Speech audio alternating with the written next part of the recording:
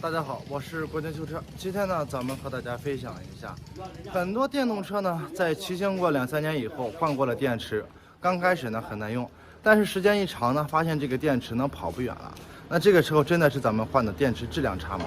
其实，如果大家遇到这样的情况呢，先别着急呢去检查是不是电池的问题啊。通常这种情况都是由于咱们的外在因素引起的。今天咱们又遇到了一个客户，刚换的新电池就跑不远，然后现在的话呢，这个72伏20安电池只能跑30-40公里都没有电了，而在跑的时候呢，车速呢还感觉比较低，没有之前的速度快。那像这样的方法，今天咱们教大家一招，用1滴多黄油呢就能修好这个问题。首先我们看到这个电摩的电动车呢，就是有这样的症状。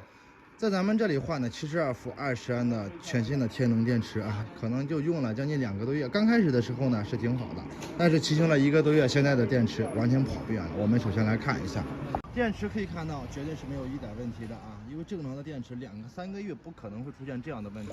那像这样的情况下，大家呢先去检查充电器，充电器如果没有问题，像这个客户咱们拿了一个全新的充电器让他充电，充完以后还是这样，那就证明是电池这一类呢是没有问题，我们就需要来检查车上的轮胎、气压以及刹车这一类方面了。首先来转动后面的电机，转动的时候呢，是否有特别哐的声音啊？如果没有特别哐，正常波动一下能转3圈到4圈，就证明这个电机是没有一点问题，而且呢也是正常的。那这个时候我们来检查一下前面的轮胎这个气压以及轮胎上面的刹车怎么样？好，那我们把这个大支架支起来以后呢，来转动试一下。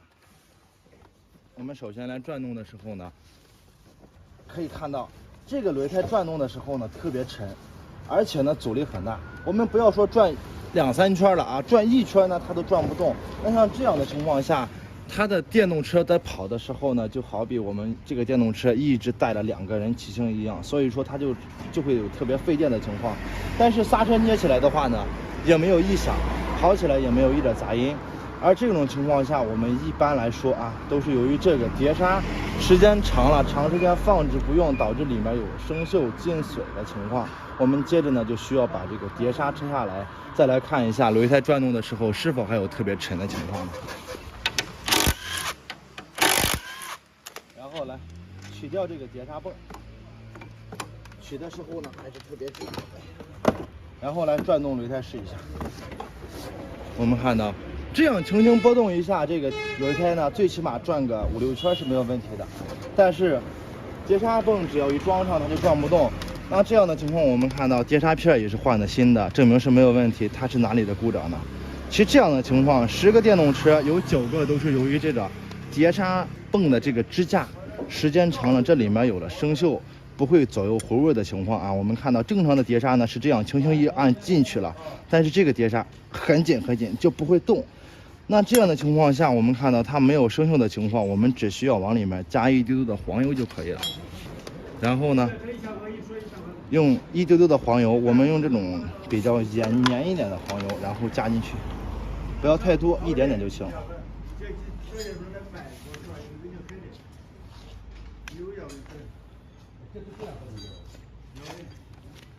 然后来左右晃动一下，让它能够上下晃动为止，然后我们把它装进去。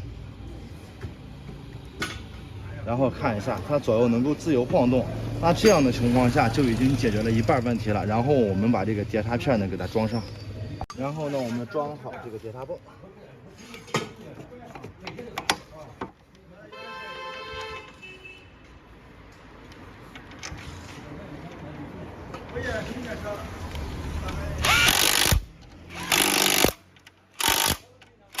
然后我们来转动轮胎试一下。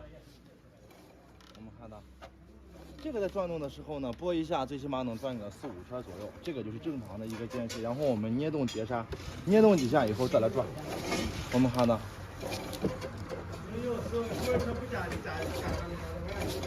这个时候碟刹再捏，它也不会说有这种卡死不会动的情况了。然后我们让车主骑行试一下，是否还有一加电门，这个电就直接往下面下一格的情况。好，咱们车主骑行试一下，效果怎么样？